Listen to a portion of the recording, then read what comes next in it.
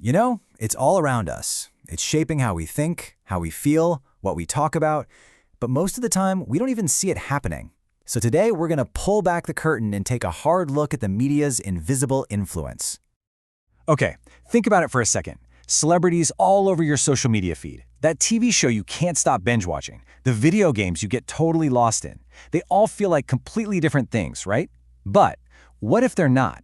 What if they're all connected by one single, incredibly powerful thread? Yep, you guessed it. That force is the media. So in this explainer, our whole goal is to break down this huge, complex thing and really get a grip on its impact, on what we see, what we believe, and who we are every single day. So, just to make sure we're all on the same page, when we say the media, we're talking about the whole shebang. It's not just the nightly news. It's TV, radio, newspapers, websites, and yeah, all the social media that fills up our phones. It's the entire system that creates and passes around information. All right, let's dive into our first case study, the wild world of celebrity. How does someone actually become famous? Well, it's not just about talent. It's a very, very carefully choreographed dance with the media. The thing is, the bond between the media and celebrities is this powerful feedback loop.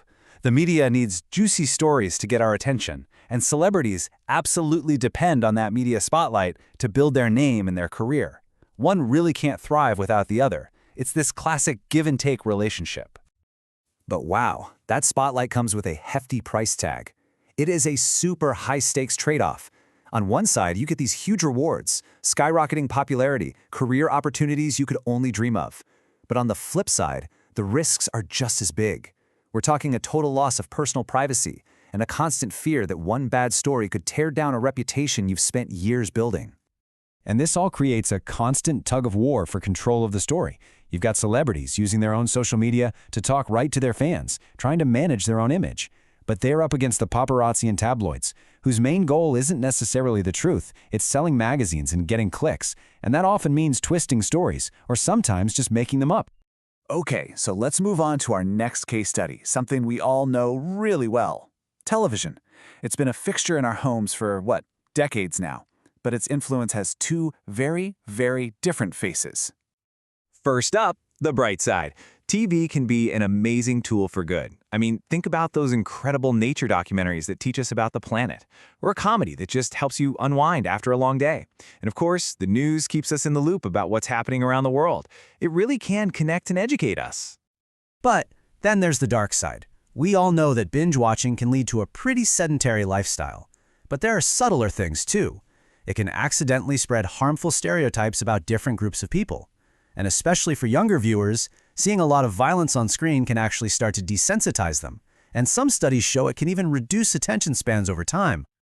And speaking of controversy, that brings us right to our third case study, probably one of the most heated debates in modern media, the whole thing with video games. This debate is seriously divided. On one side, you have some pretty valid concerns that playing violent games might make people less sensitive to real-world violence, or maybe even encourage aggressive behavior. But the counter-arguments are just as strong. A lot of studies have found no direct link. Instead, they point to benefits, like improving problem-solving skills, and argue that things like a person's personality or their home life are way bigger factors. And here's the real kicker. The media itself plays a huge role in this fight. By focusing on the most shocking, sensational stories, news coverage can create what's called a moral panic. That's basically when society gets gripped by this widespread fear over an issue that's been blown way out of proportion. Video games get painted as this huge public threat, and the real, nuanced conversation just gets completely lost. So, we've looked at celebrities, TV, video games. What's the big takeaway here? How are we supposed to navigate this ridiculously complex world? Well, it's all about shifting our perspective. This is the key, right here. We can't always control what the media shows us, but we absolutely can control how we process it.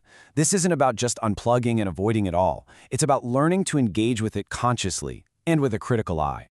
So here's a simple but really powerful tool you can use. The next time you see a news story or a viral post, just pause and ask yourself these three questions. First, how is this having an influence on my opinion? Second, what is the relationship between this story and what might actually be real? And third, what's my gut reaction to this, and why am I feeling that way?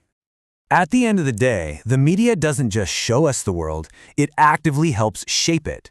So the real question, the one we want to leave you with is this. Knowing that, how are you going to shape your media?